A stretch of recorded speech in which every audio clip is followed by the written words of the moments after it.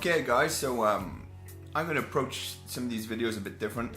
I've been watching a lot of stuff on YouTube and watching a lot of stuff through various social platforms, and I see that the best interaction is when the people talk, you know. Kind of really not my thing usually. I'm more of a player. I leave it talking to other people, but I kind of like it at the same time.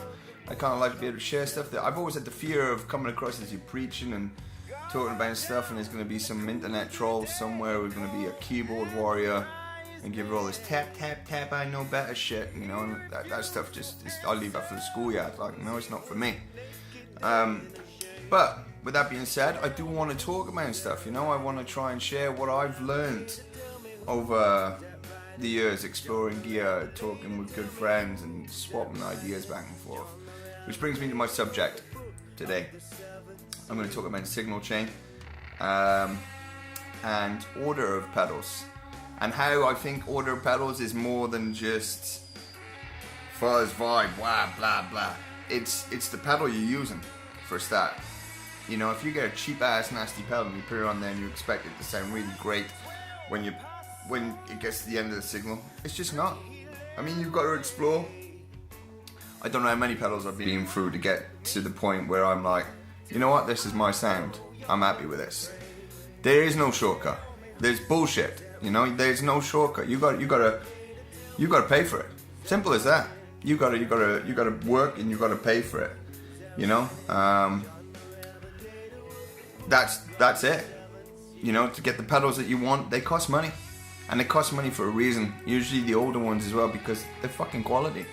It's simple as that. You know, a lot of stuff now that they bring out is trying to replicate it, but it's nowhere close. You know, you want the good stuff, you gotta pay for it.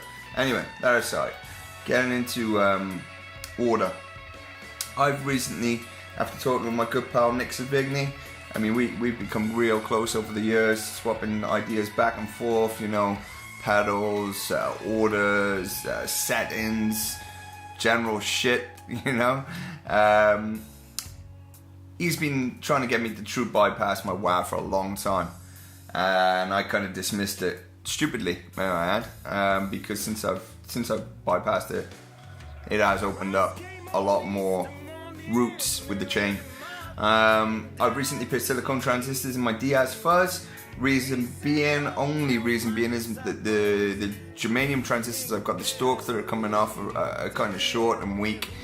You have to tape it to hold the transistors in the sockets, and it fucking pisses me off when I'm trying to play it and I've got to hold it and it goes and it sounds like aliens are trying to transmit through my radio, through my amplifier, sorry. So I've tossed that aside for the minute until I fix them. I put the silicone in, and which is more stable anyway.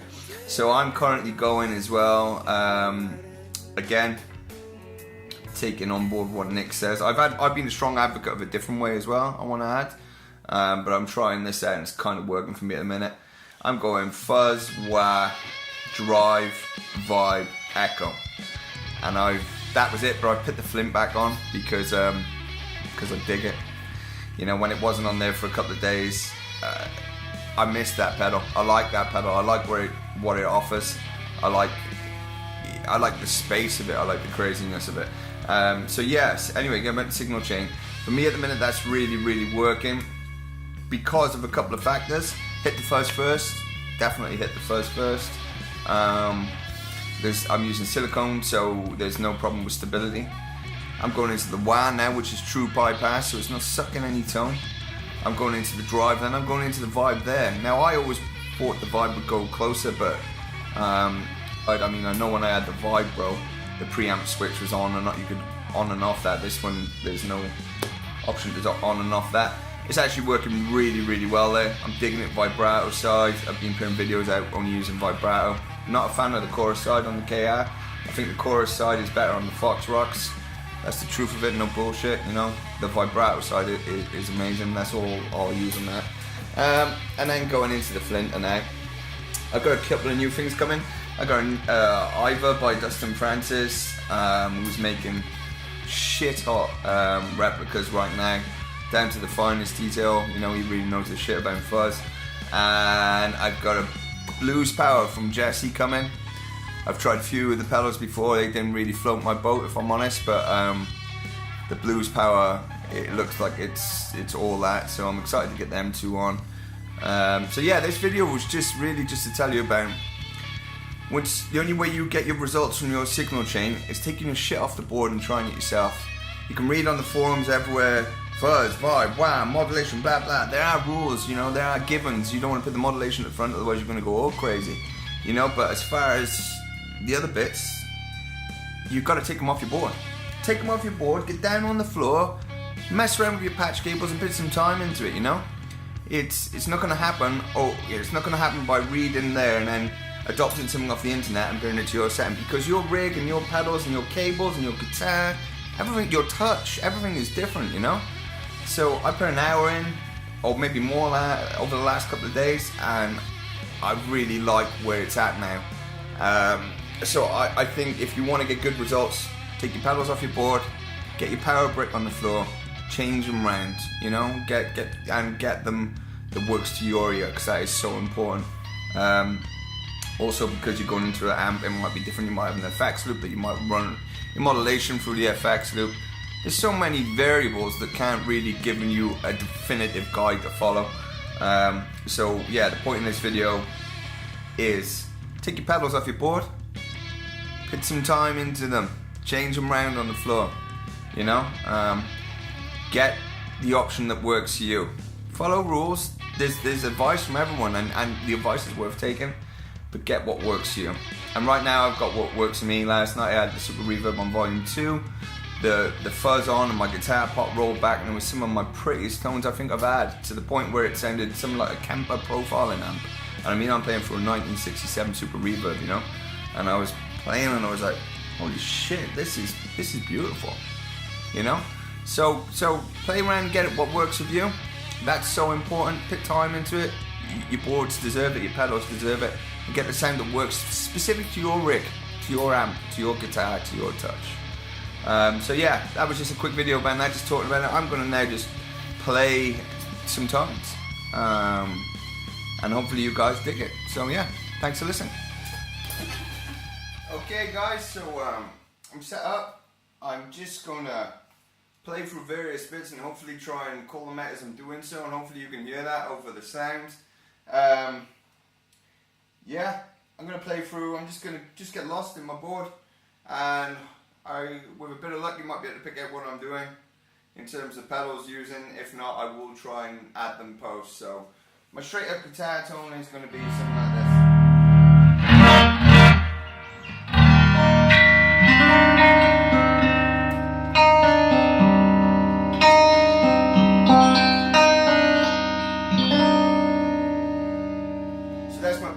Okay, and I'm probably going to start off with the vibe, the flint, the echo, the fuzz, and play around with the wah. I probably won't use the screamer, to be honest.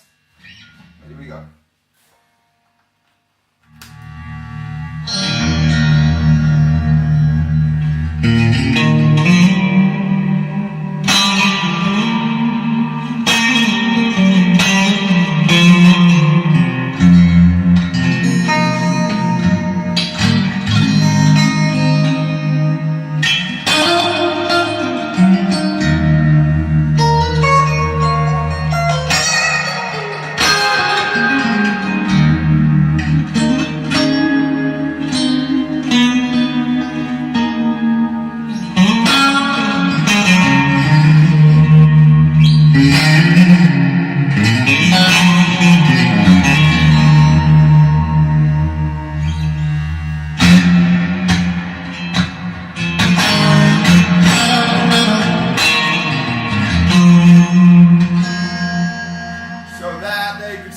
So expansive. When you're playing it at home, you can feel out every last gap.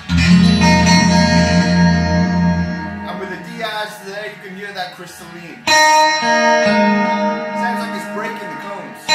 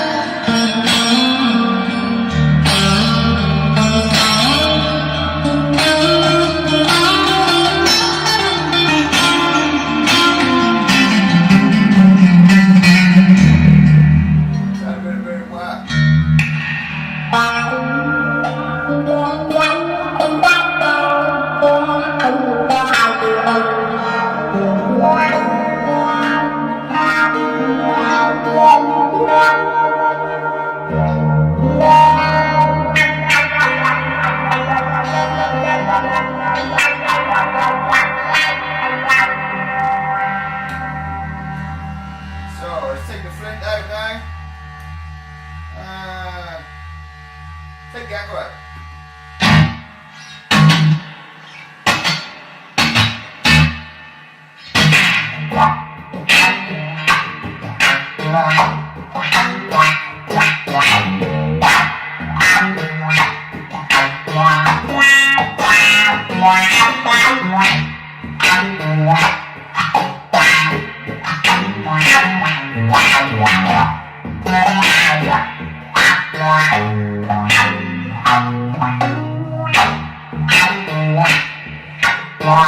So well, that's really great and all, you know. Let's add a bit of depth to that. Bit of echo.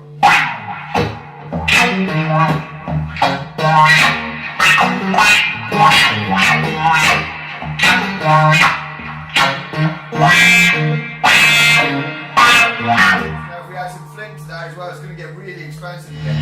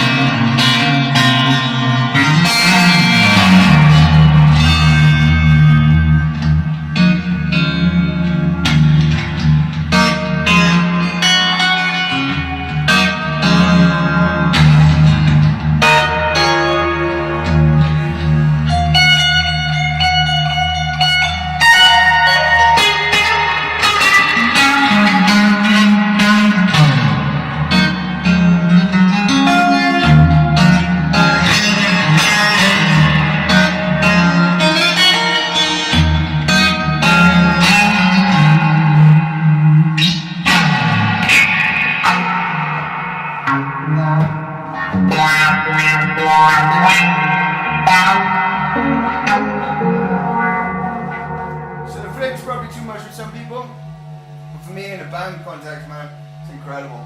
Let's take the flint out.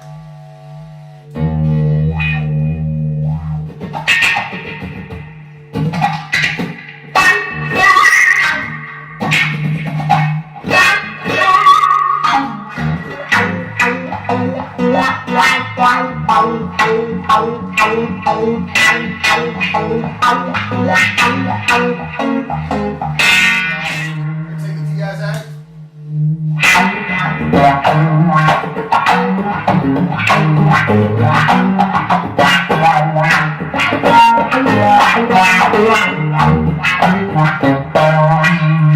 So a great little trick there if you're using a fuzz and you really want the wah to pop, dial your volume back on the fuzz and use your wah. That's where the wah that we all know and love is, I think, is hidden there.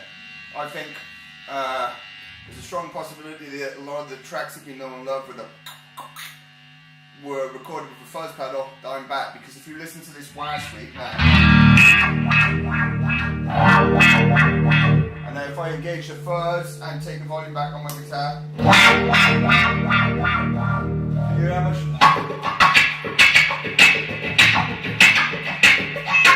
I'm not going to do that because I can't do it justice.